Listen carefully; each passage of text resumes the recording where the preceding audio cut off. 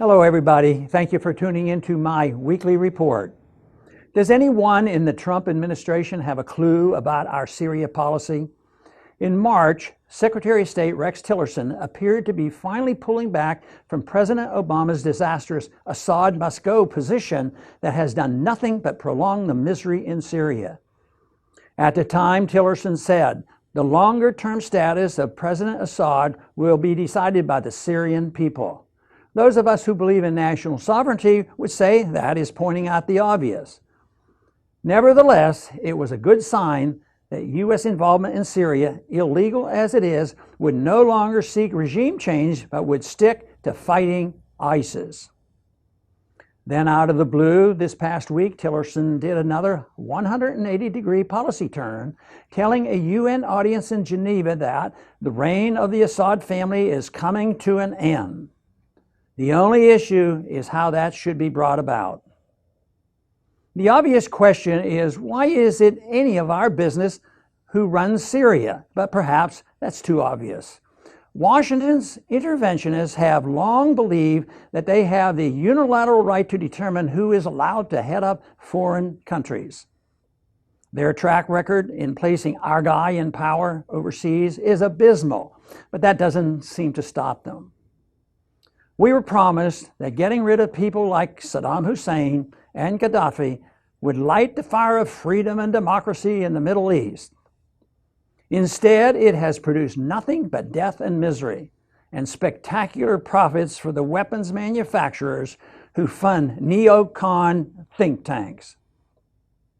In Syria, Assad has been seen as a protector of Christians and other minorities against the onslaught of, in many cases, U.S.-backed jihadists seeking his overthrow.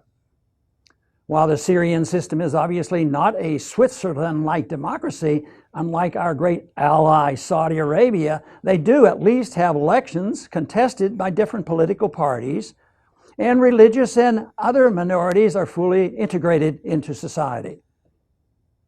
Why has the Trump administration shifted back to Assad must go? One reason may be that one by one, the neocons who oppose Trump most vociferously during the campaign have found themselves and their friends in positions of power in his administration. The neocons are great at winning while losing. The real story behind Washington's ongoing determination to overthrow the Syrian government is even more disturbing. In a bombshell interview last week, a former Qatari prime minister confessed that his country, along with Saudi Arabia, Turkey, and the United States, began shipping weapons to jihadists from the very moment Syrian unrest began in 2011. The well-connected Qatari former minister was trying to point out that his country was not alone in backing al-Qaeda and even ISIS in Syria. In the course of defending his country against terrorism charges leveled by Saudi Arabia, he has spilled the beans about U.S. involvement with the very groups claimed to be our arch enemies. As they did in Afghanistan in the 1980s, the CIA supported radical Islamic terrorism in Syria. Haven't we done enough damage in Syria? Do we really need to go back to 2011 and destroy the country all over again? The neocons never admit a mistake and never change course, but I do not believe that the majority of Americans support their hijacking of President Trump's Syria policy.